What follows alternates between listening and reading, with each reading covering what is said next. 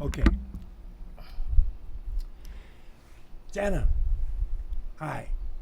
Hi, welcome to our yard here Yeah, today. right. Okay, good. So, Jana, we want to know who you are, okay? The person that you are, and then we also want to know after you tell us that, we want to know how did you get into environmental stuff? Okay, I actually started out uh, as an artist, a playwright, and a screenwriter. I've always been creative since I was a little kid. I loved anything creative. I made all of our assignments at school more difficult by making them creative, and went on to get my master's in playwriting and my undergraduate degree in acting. Um, Then I wrote reviews of movies because I love movies, and I wrote meaningful reviews for Real Inspiration, which essentially led to me getting a better understanding of environmental issues because I started doing reviews of environmental documentaries and learned things that I never knew before. Well, good. That's really interesting. Okay. So, how did you get involved in environmental stuff? So I guess the things that really started were we went on a tour at Watershed We? Management Group. Oh, me and my husband, Dan, who's sitting here next to me right Mm-hmm. now. We've been married for about 5 years. And so actually, I started doing this stuff after I met Dan. Uh, Before, I guess I did a little recycling, but So, Dan was the influence? yeah, he was the influence. He told me about this homescape harvest tour at Watershed Management Group, which is really cool because they show all of the different houses and yards of people who have done water harvesting and other sustainable things, um, like having gardens and is that permaculture? And some of the places are just kind of quirky and fun.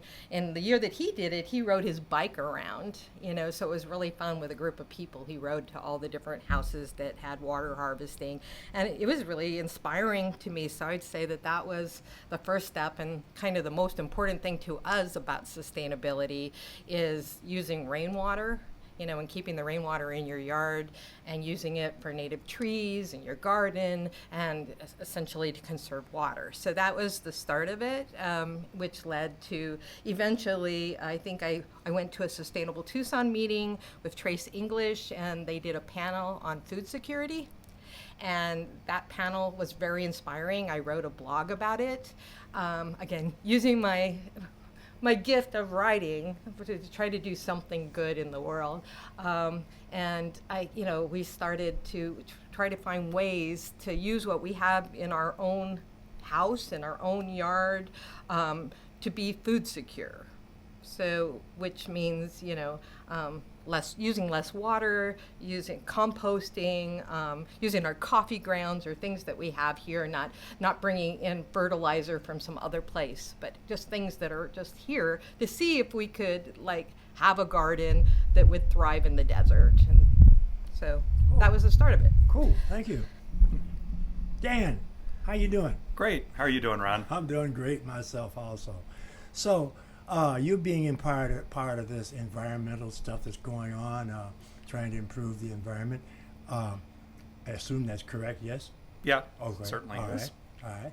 So, who are you first? Well, I'm Dan Stormont. I was originally from Southern California, born and raised in the San Fernando Valley. Um, I'm also retired military. I have degrees in computer engineering, and I have worked in computer engineering. In fact, I currently am still working in the tech sector. I'm the Arizona Regional Manager for the Microsoft Philanthropies TEALS program, which helps to educate high school students in computer science. So I've been very involved with tech, but I also have had, even though, for part of my life I was a conservative, and Thanks. she didn't realize this. No, she Jana didn't know is that. grimacing. Even though for part of my life I was conservative, I've always felt it was important to and be able to save the environment and protect our natural environment. And so, I don't know, I'm sure that you and probably a lot of your listeners are of the age that you remember, like, Woody the Owl, and Give a Hoot, Don't Pollute, and the Chief Iron Eyes Cody or whatever his name was, that's like crying when he sees all the pollution and everything. So I've always felt it was important to protect our environment. And so it's very disturbing to me that, the so-called conservatives have gone away from that and aren't trying to protect the environment anymore. Probably before I even met Jana, I got rid of my car because I realized, I don't really need a car anymore. So why should I add all that CO2 to the environment and pay the extra money for, car payments and insurance and everything? It's like if I need to get somewhere, I can ride the bus, I can ride my bike, I can get around. And then if I really have to go somewhere a long ways, I can rent a car. And in that case, sometimes I'll do it. But I try to find any other alternative before I do that. And so, I did that 10 years ago. So I haven't been driving for 10 years other than when I have to go somewhere where there's no other way to get there and I have to rent a car. So yeah, it's been sort of a long process, and I've been gradually doing more and more things. And of course, from an engineering standpoint, that's one of the things that really interests me is, are there things that we can do to make our environment more sustainable? So that's why I do things with, for example, Code for Tucson to try and make our government more responsive to the citizens, and why I'm also involved with Sustainable Tucson and at Watershed Management Group, where I do a lot of the living lab monitoring. So I'm responsible for their citizen science data monitoring. The living lab, besides being an example of what a home can be like with water harvesting, also measures the usage of water and how that rainwater is being used effectively. And so that's one of the things that really interests me, is putting that data to use and being able to understand what works, what doesn't work. It's all an experiment. So that's what I really like to do. Having a short video of you, in the past, I've often wondered where your knowledge came from. So, Yes. yeah, it's all those engineering degrees. I got to put them to use somehow. Yeah, and I just want to mention that Dan dug up like 3 foot worth of gravel out of our front yard and partially in our backyard. 18 cubic yards. There's the engineer. And so the idea was there actually under the gravel was a sheet of plastic that was starting to degrade, and then the weeds were coming up anyway from it. So he dug all that out, and so that the ground would be permeable. And then he shaped it into basins and planted desert plants. We tried to do edible desert plants. Like mesquite, that you can eat the pods, or wolfberries and hackberries, and then put mulch down so that the water would stay longer when it rained. And anyway, so I'm really proud of him, and I actually write about his adventures of digging up our yard and making it into one big water catchment basin. I've seen some of your pictures and your stories about it. Right. Yes. If you want to see Dan working hard and working up a big sweat, he's sweating right now actually, you can go to Sustainable Living Tucson, and that's my blog where I talk about our adventures and sometimes misadventures of trying to be more sustainable in the desert. Okay. So, Dan, you say the name of your organization is Sustainable Tucson, correct? Correct. Yeah, Okay. we are both on the core team, so that we have currently 8 core team members. And Jana and I actually joined Sustainable Tucson. Sustainable Tucson's been around for over a decade. They're actually as old or older than Watershed Management Group, which just celebrated its first decade recently. So it's been around a long time. Originally formed by Trace English. He was one of the original founders. Another number of the other ones were not originally, the original members are no longer there. And yes, Paula was also one of the original. So now that I'm distracted. I'm sorry, we just wanted to get Well, both, you can get both Paula's founders in there. You can get Paula, but she wasn't one of the founders, though. That's the thing. Paula actually joined in later. Oh, okay. So, Will you tell us what Sustainable Tucson is about? Yeah, well, in fact, I am going to very briefly read you our mission statement because it's very brief and I think it describes it pretty well. So, the mission of Sustainable Tucson is building an equitable community in harmony with our natural desert environment that thrives long into the future, which I think is what all of us desire here in Tucson, especially because we do have a challenging desert environment and it's going to be getting more challenging as the effects of climate change are felt more and more. Anyone living here in Tucson and anyone who's been here for a while recognizes that, for example, our monsoon seasons are not what they used to be. This has been a very dry monsoon season. And so it's going to be a challenge to figure out how do we have 1 million people here in Tucson, especially if, for example, the ongoing drought causes the Colorado River water to be reduced as well. So I'd like to say something about that. There's a really exciting development. It's exciting for me for sure. I attend green infrastructure meetings as a citizen advocate.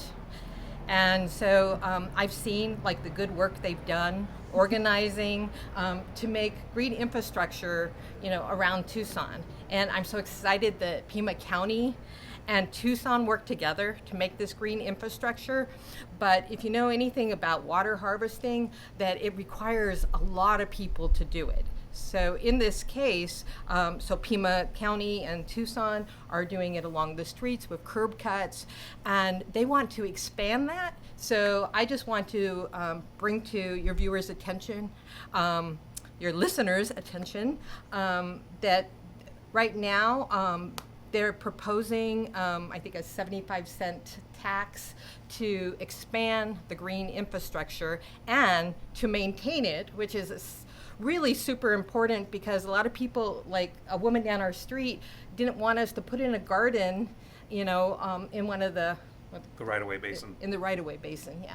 And because she said people don't keep them up and they look awful. So part of it needs to be that we maintain these basins and they will help us be water secure in the future. It's like really, there's enough water here in Tucson from monsoon season and through our winter rains to supply water for all of the citizens we have right here if everybody did rainwater harvesting. Unfortunately, only like 1% of us do rainwater harvesting. So we kind of need to get the word out about that. But at least the county and the city, they're doing something, and hopefully this project will make them a really good example so other people will start doing it in their homes and using rainwater to water their landscaping rather than city water. Okay. So Dan, I know that Sustainable Tucson has had a number of workshops in the recent and past because I've documented a couple of them. And can you tell us what are some of your Sustainable Tucson's focus, please? Okay, well, Sustainable Tucson, right now we're mostly focused on education. So we do have, as you mentioned, we have monthly topical issues meetings where we talk about a different sustainability related topic. We bring in expert panels, or we have a movie. For example, last month we premiered our No, That Isn't Recyclable video that Jana was the producer and director for down at the screening room. So that was our topical issue meeting for that month, and it was all focused on recycling and what you can and can't recycle here in Tucson so that we can protect our recycling program. As you're probably aware, the recycling program is in danger because China's not accepting our crap anymore. So now we have to figure out what do we do with this stuff and how can we make use of it. So we'll definitely be talking about that more in the future. But we focus a lot on education. We also do outreach. So we'll do things like tabling at events like Earth Day and Peace Fair. We of course have the Envision Tucson Sustainable Festival coming up which Paula Schlusberg organizes, and she's been doing that for years. It's a pretty exciting festival that brings together all the sustainability organizations, companies, whatever, here in Tucson to give people an idea of what's happening and what's available here. So that'll be happening in October. We also have some events in October that are going to be a little bit new for us, like we're doing We are a co-sponsor of Hack Tucson, a civic hackathon that is going to be focused on projects to improve Tucson, but they're going to be based around the UN Sustainable Development Goals. So there are 17 Sustainable Development Goals, and the projects are encouraged to fall within one of those goals and to help to achieve one of those goals here in Tucson. So that's one of the things we'll be doing. That's the first weekend of the 10 West Impact Festival. So that will be coming up in mid-October. Check out the 10 West website for that. We also will be involved in the sustainability. There's one day that's focused on sustainability. We're going to be probably tabling for that. And we also, as I mentioned, we have the Envision Tucson Sustainable Festival coming up. So there are quite a few things that we're doing. And those are things that we do. So it's education, it's outreach, it's activities. And I'll let Jana talk some more about that because she's also very involved with our activism efforts. Yeah, I wanted to mention something new that Sustainable Tucson has done for the past year is that we didn't just want to educate people and for it to stay there and to stay in their heads, and maybe people work on, some sustainable lifestyles, but that we wanted it to be more action driven. So we started the Sustainable Tucson Environmental Advocates. So if anybody wants to join that, we have an email list and they get calls to action on environmental issues, especially ones that pertain to Tucson. Like there was some really bad bills that were being presented at the state legislators, and we talked to everybody to do requests to speak and to make comments, so they weren't going to get away with that without us at least saying something. We also, one of our members, Dwayne Ediger, he works for the solar industry, but he also worked very passionately to try to fight the TEP putting in the RICE generators, 10 natural gas fire generators that are surge generators, basically. So what Dwayne did is he actually went through the Pima Department of Environmental Quality guidelines for that kind of project, and he compared them with the permit that they were applying for and tried to find any indiscrepancies. And so then I wrote about it. So we were kind of team tagged this. I wrote about it and to my followers on Desktop Activist Tucson and Sustainable Tucson's environmental advocacy group. And so people, for the first time, were writing these messages to the Pima Department of Environmental Quality and really informed about how to write these things that usually you would think a lawyer needs to have an understanding of, but Dwayne made it so understandable that we really fought this, and there was some protest and stuff to try to, we want them to move faster to solar rather than, to put in these RICE generators that, are essentially like a plane engine starting up and spurting, all that pollution in South Tucson, where, as you know, many people have already suffered from the, dioxin in their water. And so, yeah, we were really trying to protect those people, especially that were near the plant. So, Jana, tell us more about your blog, please. What type of stuff is it part of Sustainable Tucson, or is it separate? What sort of things do you cover?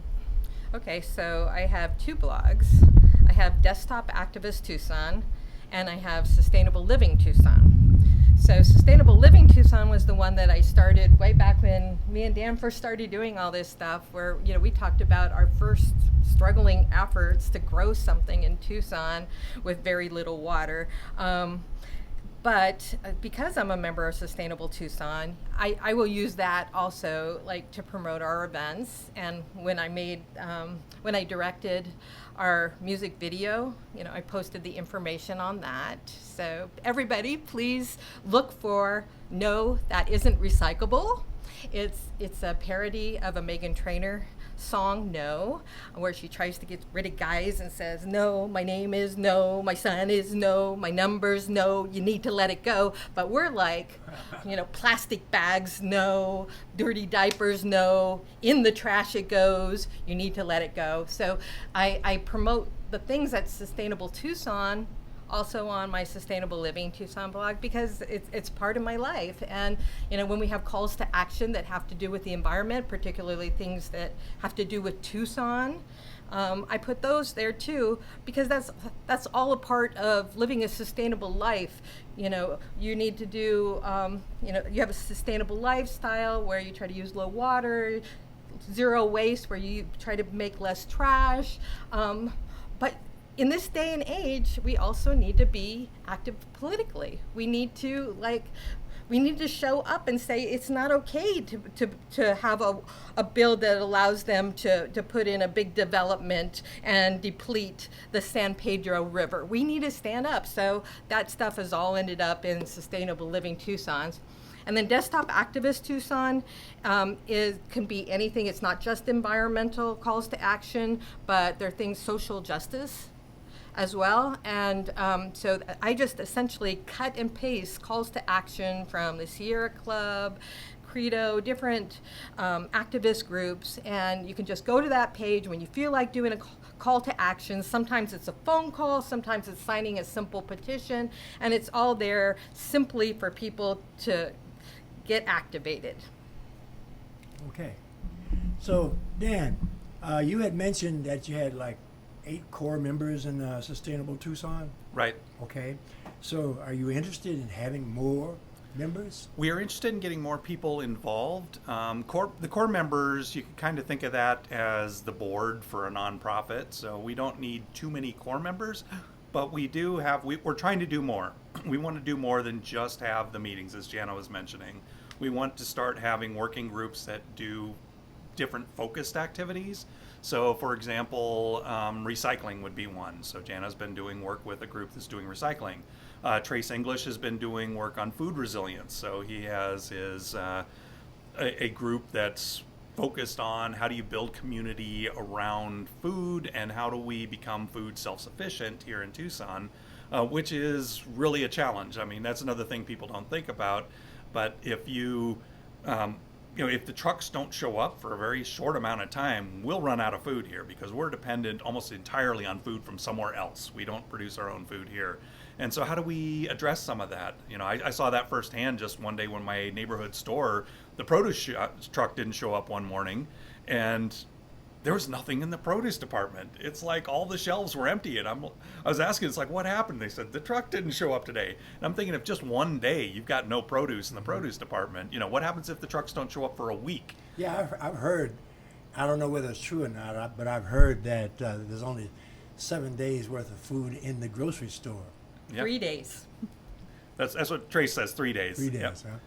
Yeah. Well, even are there warehouses in? There are not many warehouses, so the distribution, most of our food is coming from Phoenix for most of the stores, the chains that are here. Like everything else. Yeah, exactly. So it has to be trucked here, and if the trucks shut down, then that's a problem. But also, all that food being trucked from other places, puts more carbon into our atmosphere. So it's a good idea to try to figure out ways to have, community gardens and besides fighting the carbon of having all this stuff shipped from all around the world, there are places in Tucson where it's low income, and the only place they have to get their food is like a convenience store, and so that's called a food desert. So that's one of the things too, is can we do something to help those people to have healthy food, not food that you can get at Circle K or 7-Eleven. You mean like community gardens? Yeah, community gardens, or even as far as zero waste goes, that also extends to food, because we throw away so much food.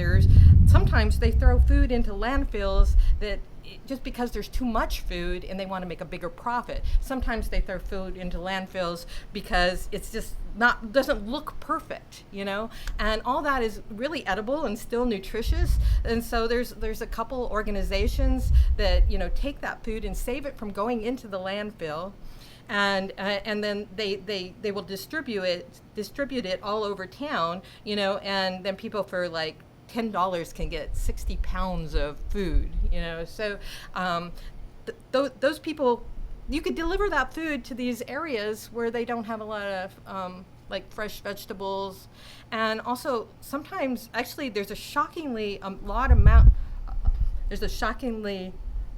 large amount of people who don't even have cars in Tucson. So a mile, having to go a mile is a hardship for them. So if we can bring this food to them or have them have a community garden or fruit stand, then they can be food secure in their neighborhoods. Well, Jana, can you, for those people who are possibly on the fence as far as participating in environmental justice, or those who want to but don't know how to or who to contact, can you give us some information about if somebody was interested in Sustainable Tucson, how they could participate or maybe visit? Or So at our Sustainable Tucson meetings, we usually have a sign-in sheet so that you can sign up for any of these working groups that we've mentioned, like the Zero Waste group or the Environmental Advocacy group. And our meetings are the second Tuesday of every month, and they usually at Ward 6, but the next meeting is where, Dan? The next couple of meetings. So the next meeting is going to be at 1055 Brewing. It's going to be about local economy. So that's another thing that we're looking at. I mentioned earlier that we are focusing on the Sustainable Development Goals. There are actually 17 of them that were identified by the United Nations for global implementation by 2030. And to be honest, we're not doing very well on most of those goals to achieve them by 2030. But if we could achieve all 17 of those goals, we would have a sustainable and equitable planet. Everyone would be able to share in the prosperity that is possible for all of us. And so that's one of the things that we're focusing on more in Sustainable Tucson is how do we implement the appropriate sustainable development goals here in Tucson. so That was the original question. And I did say at 1055 Brewing, but I was also trying to point out what I know. what we were doing. And actually, so for the rest of the year, we are not going to be at the Ward 6 office. In fact, we might want to cut out the part about the Ward 6 office because I don't even know if we're going to continue having meetings at the Ward 6 office. But anyhow, But I can answer the question. If you want to find us in the meantime between our meetings that are the second Tuesday of every month at 6 o'clock, you can also find us on Facebook, and we have a Sustainable Tucson Facebook page where we announce all these wonderful events and our meetings. And we also have a website that's Sustainable Tucson, so you can just Google Sustainable Tucson and find us. Well, good. So before we shut this down, this radio show down, is there any last words that you want your listeners to hear? Speaking for myself, I would say that a lot of times people don't want to try and take any action because it's like, well, if I just do a little thing, it's not enough, so I'm not going to bother. It's like, what does it matter if I recycle if nobody else is? Or what does it matter if I'm growing some of my food in my own yard if nobody else is? Or, what does it matter if I collect a little bit of water off of my roof if nobody else is? And it can seem that way, but then if everyone's thinking that way, nothing will ever happen. So any step is something. It's a step on the road. And as you start doing one thing, you're probably going to start doing more things. And eventually, if all of us did that, just took those little steps one at a time, we would get to our goal of having a sustainable Tucson. Yeah, I would like to add to that. I agree with Dan that some people just don't know where to start, and start somewhere. In fact, that was my first blog. We started where we were, and it wasn't a perfect place to start, but it was a start. And one of the simple things I always suggest for like the zero waste is just to bring a reusable water bottle, or bring a reusable grocery bag. That's actually one of the things we have. Our zero waste group is passing out a petition at environmental. What's the name of our thing? What, Envision Tucson Sustainable Festival? Envision Tucson Sustainable. We'll have a petition, and we're asking Sprouts to put the reusable produce bags where people can see them, and so that they have a choice. So that's an easy thing to do once you just get in the habit. And once you make one little thing the habit, like bringing your water bottle. I see Ron has a water bottle here today. I'm proud of you, Ron. You start with that little action. And it's got a filter in it also, activated charcoal filter. Wow. Nice. Yeah, I want one of those. So anyway, start with some simple thing, and then you'll find that that's not that hard, and then you'll be excited and you'll want to try something bigger. And there's just like nothing more fulfilling for us than seeing a big rain and seeing it sink into the ground and nourish our native plants. And then he called it his Charlie Brown mesquite tree, just flourishing on this rainwater. So I would just suggest some people just do anything. And also about the activism, sometimes the activism looks like we've got an uphill battle, but we keep at it. And I heard that, when we were doing the water bills, a couple of them didn't go through because of our actions, and other ones like the TEP thing, they learned from us because we all said our important reasons that we needed to go to solar, and they heard that, and they were educated by us. So. Well, thank you, Jana and Dan, for being on my show today, and we'll be airing this Friday. All right. Thank you very much, Ron. Between 1 and 2 on KMKR Radio 99.9. And since KMKR serves primarily downtown, if you cannot get this on the radio, you can also go to live365.com and listen to our radio show. Thank you. Goodbye.